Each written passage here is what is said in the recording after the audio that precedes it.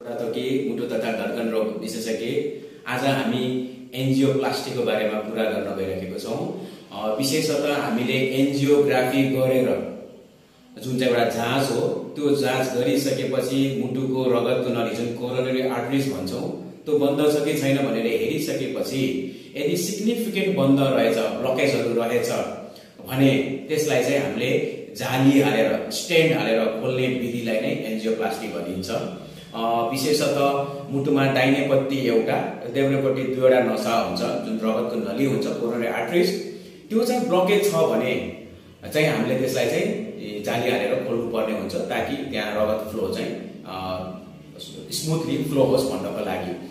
त्यो चाहिँ ST elevation MI रहेछ भने तुरुन्तका तुरुन्तै त्यसलाई खोल्नु पर्ने हुन्छ र एनएसटीएमआई रहेछ र त्यसमा पनि एनएसटीएमआई भइकन पनि अनस्टेबल भयो भने चाहिँ त्यस्तो कुरामा चाहिँ हामीले फेरि त्यसलाई पनि इमिडिएटली नै गरेर एन्जियोग्राफी गरेर एन्जियोप्लास्टी नै तुरुन्तका तुरुन्तै गर्नुपर्ने हुन्छ भने अनस्टेबल एन्जाइना अथवा चाहिँ स्टेबल एन्जाइना भन्छौं त्यस्तो केसमा चाहिँ हामीले एन्जियोग्राफी गरेर हेरेर त्यसपछिबाट प्लान गरेर पछि पनि हामीले जाली हाल्नु पर्ने भयो भने पछि पनि प्लान गर्न सक्छौं।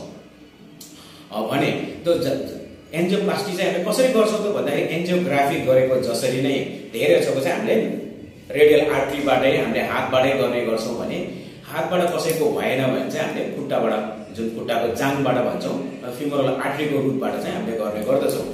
त्यसमा चाहिँ हामीले सानो तार पठाउँछौं, तार पठाइसकेपछि मुटुको ब्लकेजलाई हामीले क्रस गर्छौं अनि त्यहाँ चाहिँ एउटा बेलुन लगेर त्यहाँ फुलाउँछौं।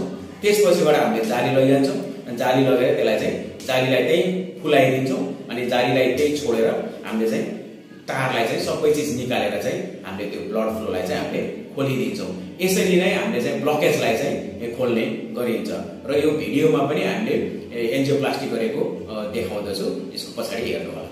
हस् त।